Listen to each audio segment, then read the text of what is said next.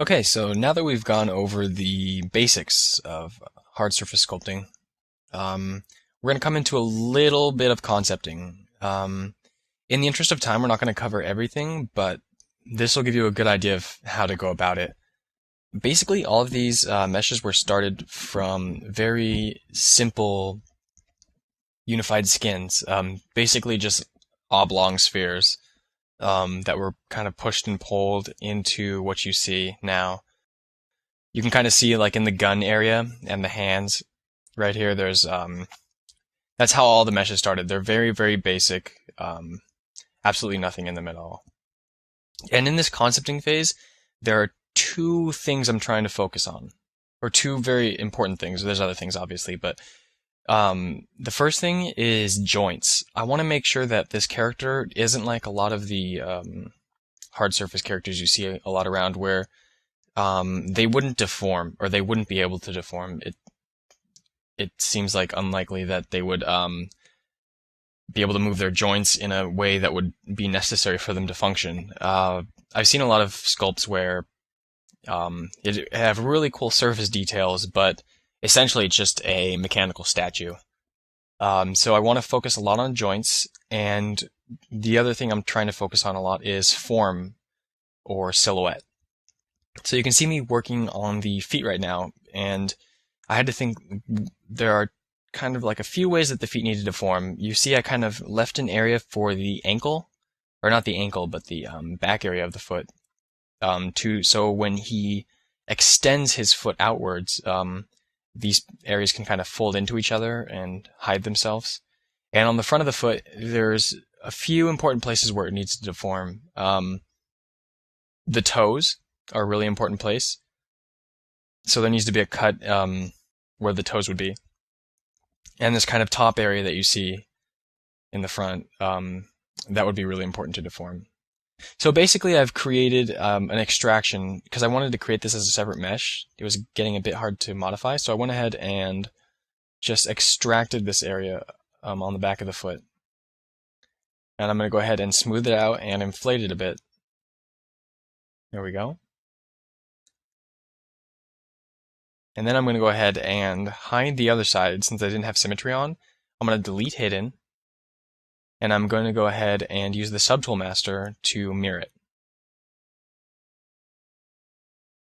Alright, so now I have a mirrored mesh, and I can work on this independently of the feet.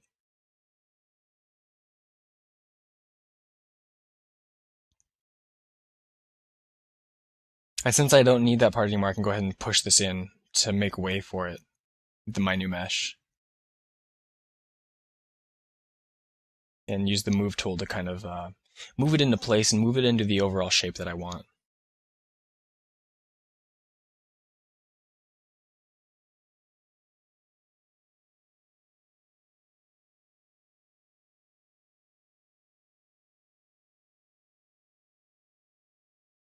Alright, so at points you see me using the move elastic tool, and this brush is essentially an extreme version of the move brush, but what it does is it tries to stretch polygons as little as possible. So it's useful in some circumstances. It's really something you have to feel out though. I mostly use the move tool except for when I need to make overall kind of mesh changes.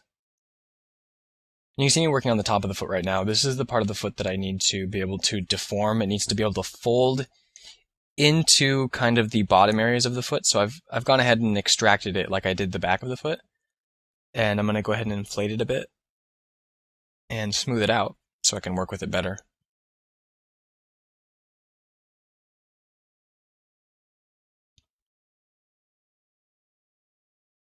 You can see just like everything else started, it's a very messy mesh right now.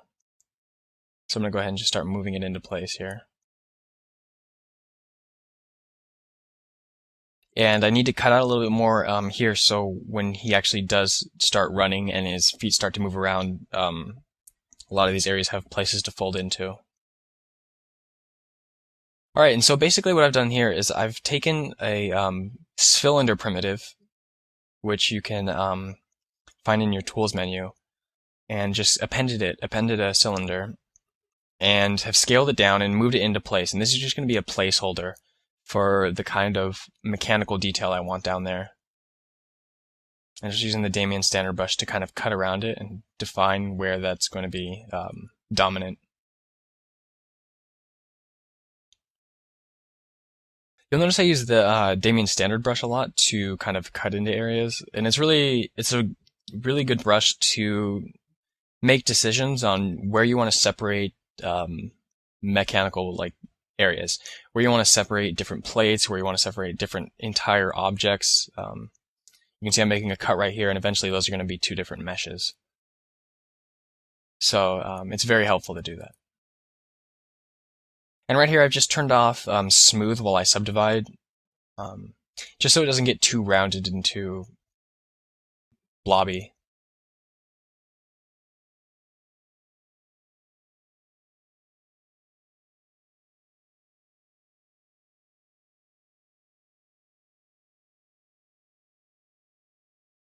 Trying to show those as distinct parts.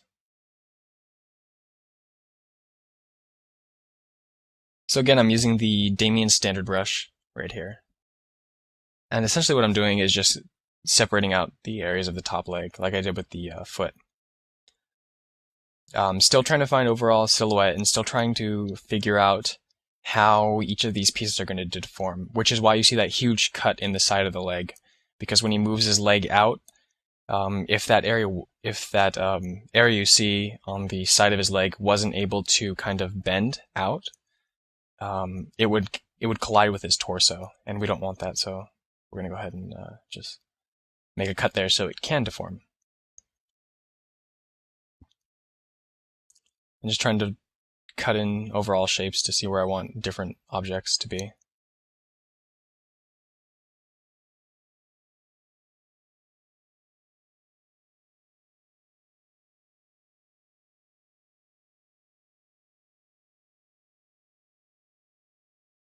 And it's good not to focus on one part of the mesh too long. It's good to keep jumping around like I'm doing. Because if you tend to focus on one part of the mesh too long and then move to a different mesh and start working on that, it'll start to look like separate things. It'll start to look like they weren't designed by the same person, or perhaps at the same time. You can tell that they were. They won't be able to tell exactly what it is, but they'll be able to say this doesn't quite fit. So it's good to just keep jumping around the mesh and keep, while you have your ideas of what you're doing on a certain part fresh, to apply those to the entire mesh. So I'm coming into the forearms and cutting in the areas where I want to separate out objects. Trying to keep this theme of a certain type of angle.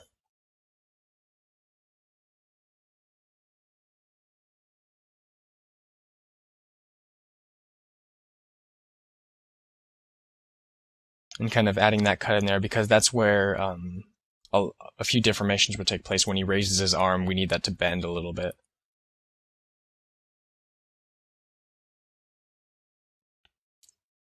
So now I'm trying to add a little bit of the tubing, or at least a hint at the start of the tubing. What I'm using is I'm using Z-Sketch, so I use a Z-sphere and then popped over to Z-Sketch. And I'm just drawing a few sketch spheres along the torso, the lower torso. And what I'm going to do is I'm just going to convert these into a unified skin, copy them around the torso. So I've kind of made them equal sized. And I'm going to use the push and pull brush to kind of push that in to make it look like it's more integrated with the suit itself, the suit of armor itself. Then we can go ahead and go into unified skin and click preview. And it's too low resolution, so I want to up the subdivisions. Or sorry, excuse me, up the resolution. And then we'll go ahead and make unified skin.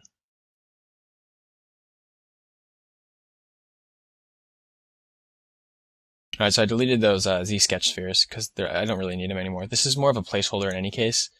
And actually most of this mesh is placeholder. It's just kind of to get an idea of how things are going to turn out eventually. Alright, so I mirrored that over with the Subtool Master. And now I've copied it, I've made a duplicate, and I want to rotate this so it fits the front of the torso. So I'm gonna go ahead and rotate it and then move it into place. There we go.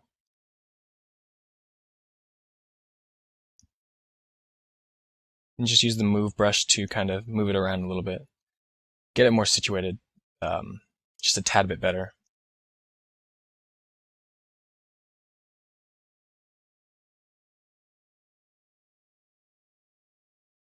All right, so now I'm going to work a little bit on the forearm. And since it's going to be the gun attached to the forearm, what you see me using is the trim hole brush. And the trim hole brush has a kind of a particular or peculiar way of functioning. It works with respect to the camera angle. So no matter whichever way your camera's face is the way it'll cut into the mesh, and which it will make flat against the camera angle. So it's really good to like kind of angle things a little bit and get a nice little hole carved into it. It's the same way you can make like screw ports and stuff like that in the way that they exist in real life. So I'm working on the hands a little bit. Again, this is really rough. You can kind of see the fingers there. They're very, very basic spheres. And I'm just trying to get the overall shape. I'm not going to worry too much about detail right now. I'm gonna cut the areas out that I want to be separate objects, but other than that, I'm gonna take almost no interest in it. I'm not gonna focus on it, I guess I should say. And so I'm breaking this up basically into two parts, the palm and the back of the hand.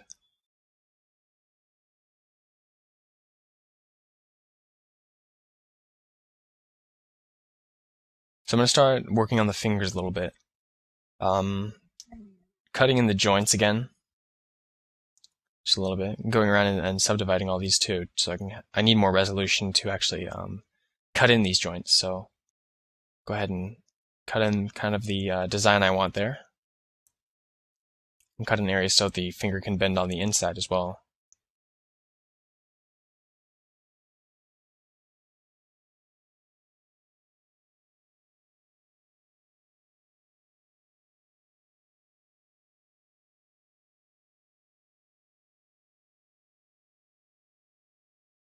And I gotta just keep moving things around too, so they integrate as best they can with each other. And kind of making the knuckle area.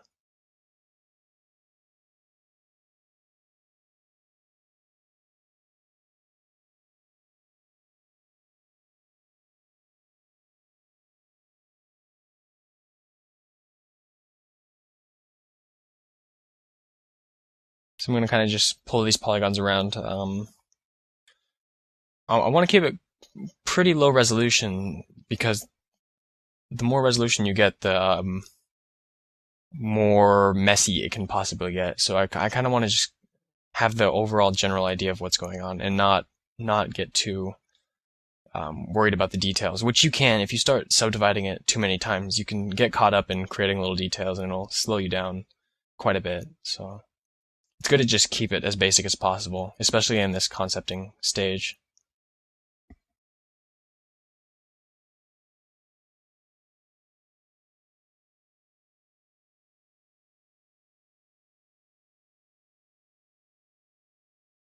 Alright, so kind of have all the areas mapped in for this finger at least. And you notice I kind of, these fingers are really like clubbed or chubby. And I was kind of going for a more like, spacesuit, like when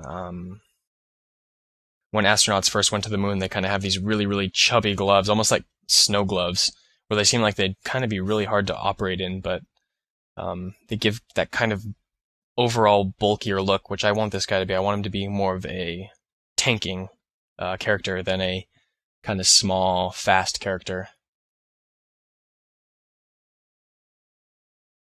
Alright, so I'm going to go ahead and pull out the knuckles I previously cut in.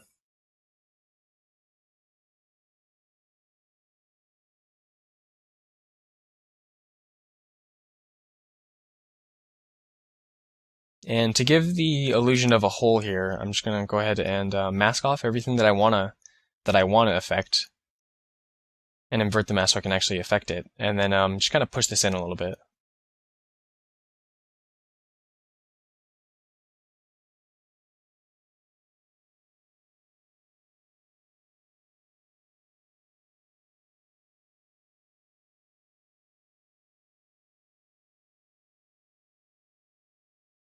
All right, so you notice I'm spending quite a bit of time on this individual finger. I'm not going around to all the other fingers, and the reason for that is I'm not going to actually bother making the other fingers. What I'm going to do is when I finish this finger, I'm just going to dupe it to all four, or to the other three.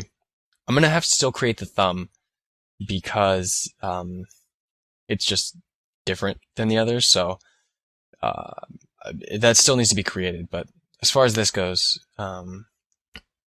creating one finger and then adjusting the size of them will be more than sufficient.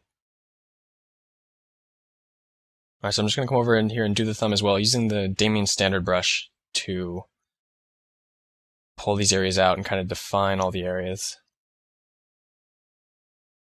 Just cut it over here. And I'm going to push the palm in a little bit so we can actually have some mechanical areas. And you can see, like, I'm in a sense, I know how the thumb is going to deform and where it's going to move, so I need to cut in this area so I can allow it to actually move around. So I'm going to go ahead and move this thumb joint around, the knuckle area, and then pull out the topmost knuckle for the thumb. Alright, so now what I'm going to do is I'm going to go ahead and duplicate each of these subtools. And I'm going to go ahead and only work on one side for now and mirror them over later. It'll make it a lot easier for the whole process. So I'm going to rotate it around, and using transpose, I'm going to kind of get it into position. And for my hand, I really want like a kind of a relaxed gesture for the hand, so I'm not going to create like a T pose, fingers directly straight out. It's going to just be more of like the position your hand is in if you're not thinking about it, and if they're just down at your side.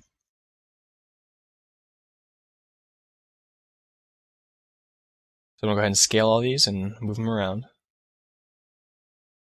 And kind of use transpose to rotate all of these.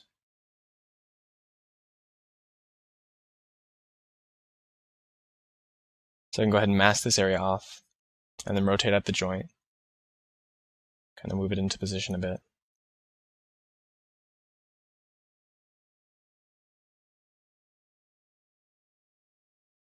Alright, that looks pretty good. Alright, so now I kind of want to rotate the other fingers just a little bit just to match the placing. And then pull out the rest of the knuckles. Use the Damien standard brush to define where those will be and cut those in.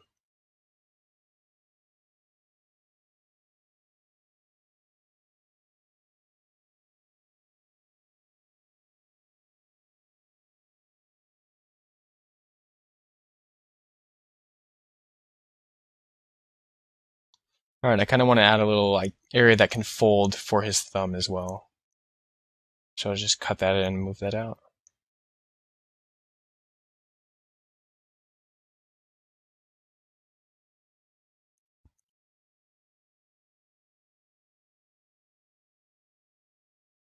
So I'm going to kind of make this more of a circular shape so I can pull out the gun. I'm going to go ahead and pull that out. So what I'm going to do is I'm going to go ahead and actually mask a circular area off right here. And then invert the mask and use the transpose tool to just pull that straight down. And kind of pull it out a little bit. Since the gun is going to be integrated into his the bottom of his forearm, so we want to make it a bit more apparent that it's there.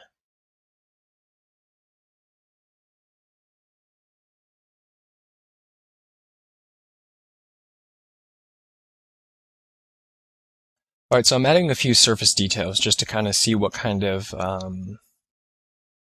the smaller pieces I want for the mesh, for the character. And you can see I'm leaving this fairly low resolution. I don't want to go into it too much again. Just trying to define all the areas. I'm using the Damien Center brush a lot here, just to make everything sharp as possible.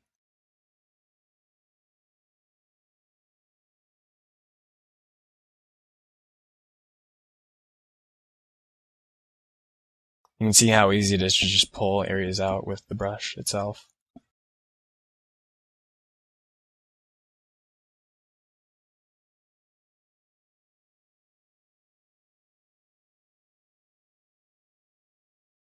Alright, so I'll go ahead and cut this area in.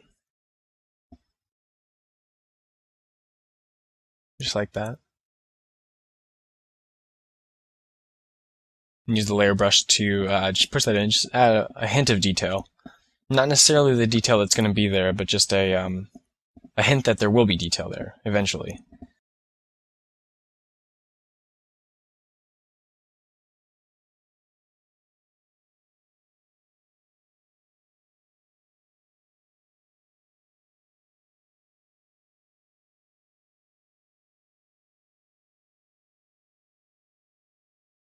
So now I'm trying to define where each of these plates is going to end and where the arm is going to begin. So I need to go ahead and cut all around all of these and determine how thick the plates are going to be and when the forearm's going to start and actually how they connect to the forearm.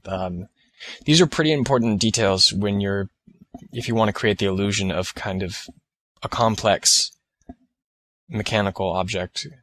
You add the under stuff, because it gives you little hints that there's actually something under there.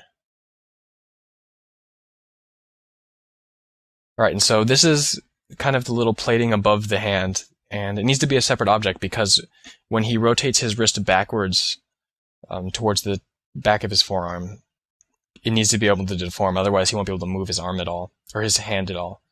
So that's important to separate out. This part I'm working on too is also going to be a separate object.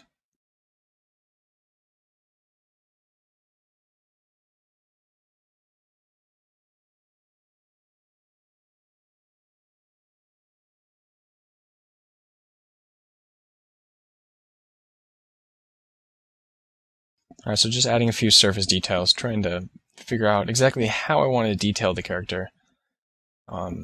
Again, all of this is subject to change.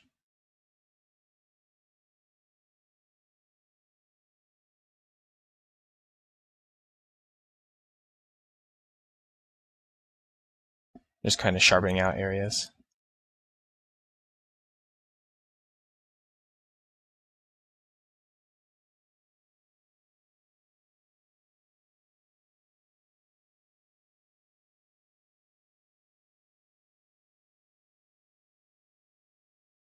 And so now I want to use the H polish brush to kind of sharpen that up a bit.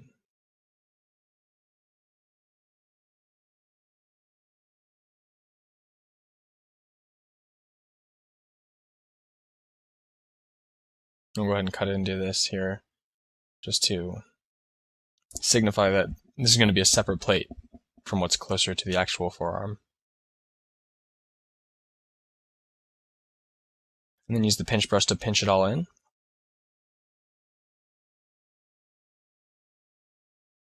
And create the hole for the gun, so it's not just a cylindrical thing popping out of his arm.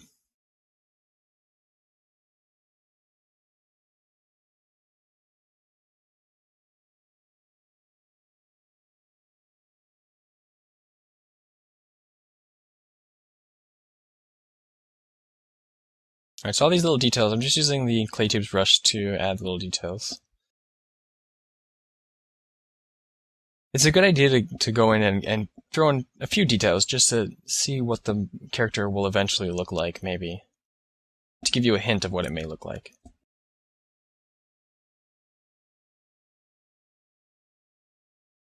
Alright, so I'm working on the upper leg here, the thigh. And you can see I'm gonna make a little cut right here of where I want the areas to be able to fold in, or outwards, I should say.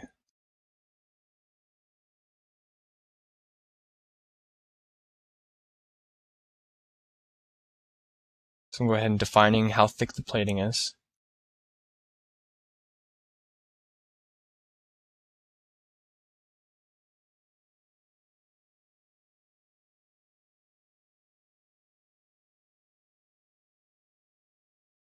And just kind of cleaning everything up a little bit.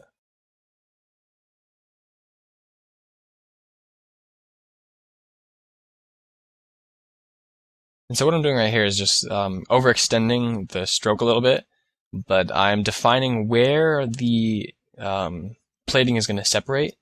And so this top area over here is going to be a separate object, and it's going to be able to rotate outwards away from the torso. So when he moves his legs, when he stretches his legs outwards away from his center of mass, it won't fold into the torso, and it won't obstruct his movement at all.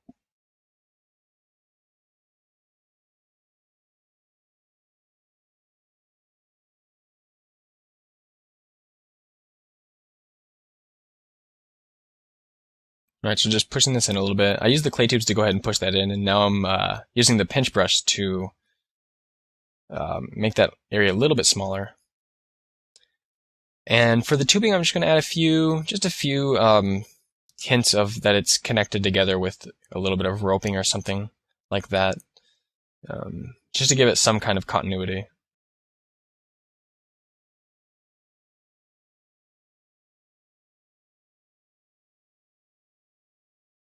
And working on the elbow area, trying to find the right shapes for it. And I'm thinking about adding a little tube right here, so I'll go ahead and just use this standard brush here. Add a few little tubes.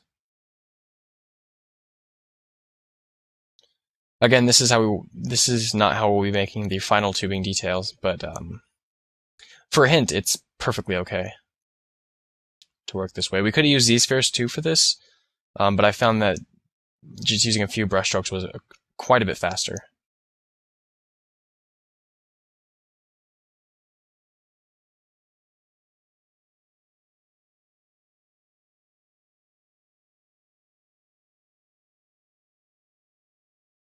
So go ahead and pull this out just a little bit. And what I'm trying to do here is trying to make the elbow feel as if it's integrated to the forearm armor.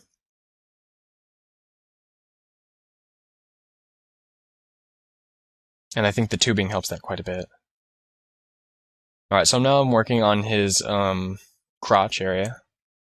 And just trying to find the correct kind of cuts. And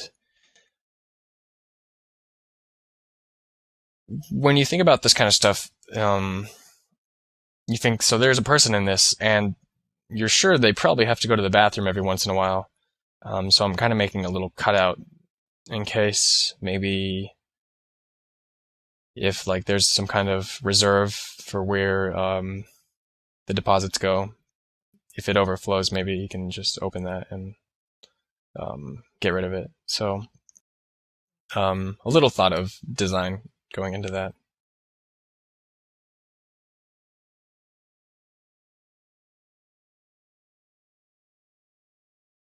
Alright, so now I'm using the layer brush to just kind of cut this area in and suggest that there is maybe some kind of hinge there that will connect the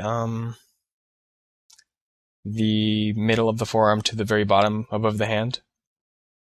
Perhaps some kind of hinge that allows him to move his arm, or that keeps the plating above the hand connected to the forearm, the rest of the forearm.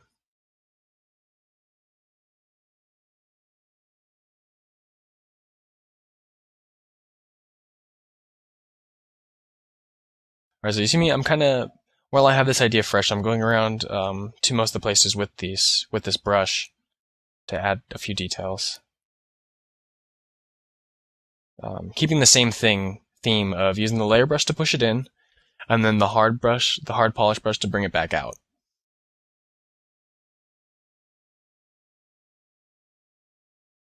Alright, so again, I use my semicolon trick to hide all of the other subtools except for this one, which gets really helpful when you start to deal with large numbers of subtools, which we will be eventually. So I'm going to go ahead and pull that out a little bit, just to kind of give it a little bit of a surface detail. Polish that out a bit. And use the Damien Standard brush to cut into it. Alright, so I think I'm pretty much done with concepting. I'm going to go ahead and check around the mesh a little bit to make sure that everything works together.